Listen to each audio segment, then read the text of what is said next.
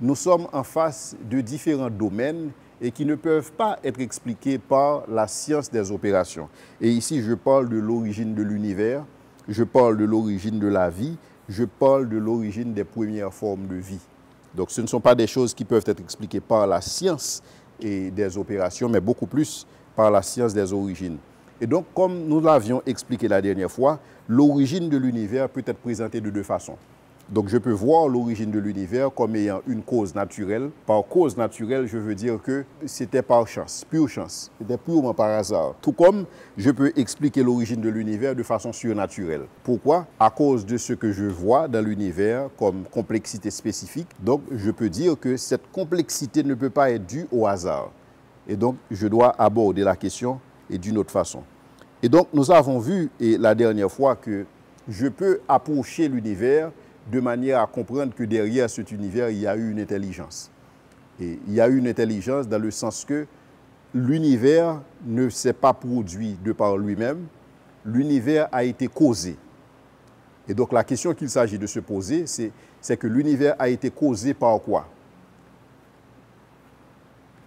Et donc quand je regarde la complexité au sein de l'univers, je dois nécessairement faire référence à cela. Mais aussi, je peux dire que l'univers a été causé pour la simple et bonne raison que l'univers n'est pas éternel. L'univers n'a pas toujours été. L'univers a commencé à exister à un certain moment de la durée. Et c'est ce que nous avions expliqué dans les arguments sur la causalité. Maintenant, il faut comprendre que même les athées admettent que, enfin les athées qui se respectent, ils admettent qu'il faut une cause pour l'univers parce que quelque chose ne peut pas surgir de rien. Parce que c'est ça l'évolution. L'évolution veut dire tout simplement que l'univers a surgi de rien. Donc rien a produit l'univers. Donc rien en tant que matière inerte a produit l'univers. Et nous avions montré la dernière fois que rien n'existe pas parce que rien n'est... C'est rien en principe. Mais pour l'évolutionniste, il croit que l'univers a surgi de rien et que la vie a commencé à partir de rien. Mais je voudrais ici citer David Hume qui lui disait que je n'ai jamais fait un postulat aussi absurde que quelque chose peut arriver sans cause. C'est-à-dire même les athées admettent, David Hume, c'est un athée, c'est un philosophe athée, lui aussi il admet que quelque chose ne peut pas surgir de rien. Donc il faut une cause à toute chose. Et puisque l'univers a commencé à exister, il faut aussi une cause pour l'univers. Et là, il faut comprendre que nous vivons notre vie dans une dimension causale. Donc nous croyons que tout ce qui existe a une cause. Donc, cette brosse a été causée par quelque chose. Donc tout ce qui existe dans l'univers, nous disons que ce sont des choses causées. Donc c'est quelqu'un qui a fait ce sac, c'est quelqu'un qui a fait ce bâtiment, c'est quelqu'un qui a fabriqué cette chaise, c'est un robot ou n'importe quoi. Donc nous vivons dans un univers où nous identifions les causes intermédiaires pour tout ce qui existe. Maintenant, pourquoi tous les éléments à l'intérieur de l'univers ont une cause et l'ensemble n'aurait pas une cause? Ça n'a absolument aucun sens. Si les éléments ont une cause, l'ensemble aussi doit nécessairement avoir une cause. C'est ce que vous avez étudié en mathématiques, éléments et ensemble. Donc tout ce qui existe dans l'univers, ce sont les éléments. Nous sommes des éléments, nous avons des éléments naturels, nous avons des éléments physiques, nous avons toutes sortes d'éléments au niveau de l'univers. Nous admettons que ces éléments ont une cause. Mais si les éléments ont une cause, pourquoi l'ensemble, qui est l'univers, ne devrait pas avoir une cause?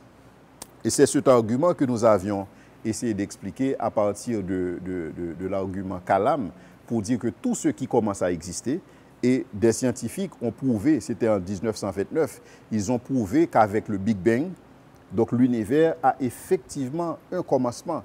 Nous autres, ce que nous faisons, c'est pour dire que, c'est pour pointer du doigt Dieu qui est la cause principale de l'univers, parce que l'univers ne peut pas se causer lui-même.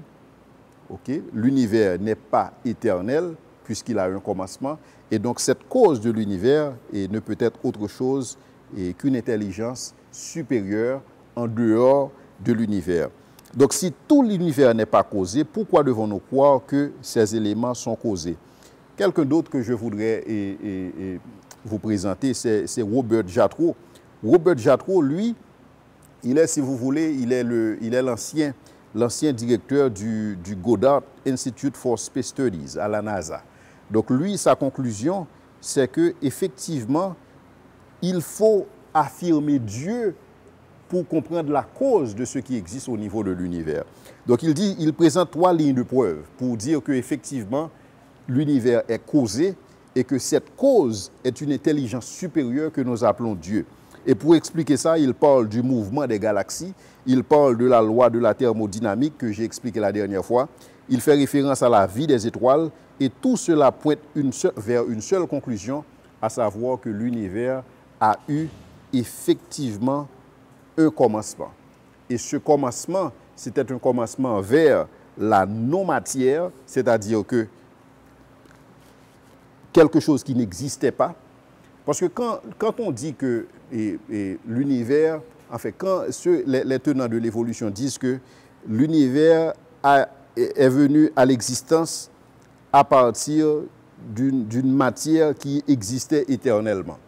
Parce que si vous dites qu'une matière existait éternellement et que c'est cette matière qui a donné naissance à l'univers, et si avant l'univers, il n'y avait pas d'espace, il faut se poser la question à savoir où se trouvait cette matière. S'il n'y avait pas d'espace, où se trouvait cette matière? Et donc, ce que nous appelons Dieu, et les athées, ils croient que c'est difficile de parler de l'existence de l'univers sans qu'il y ait cet être qui était là, qui soit à la base de l'univers. Et donc, pour enlever Dieu de l'équation, des gens disent qu'il existait cette matière éternelle, et c'est à partir de cette matière que l'explosion a eu lieu, et donc c'est ce qui a donné naissance à la vie, et à partir de l'évolution telle que c'est décrit par Charles Darwin.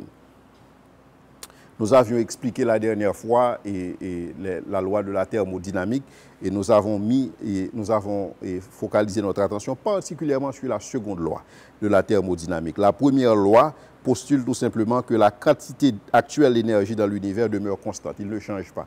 C'est la première loi thermodynamique. La seconde loi veut que l'univers est en train d'utiliser une source d'énergie épuisable. En fait, cette source d'énergie s'épuise avec le temps. Et donc, si cette source d'énergie s'épuise avec le temps, cela veut dire que l'énergie que l'univers utilise pour fonctionner, c'est une énergie qui est limitée.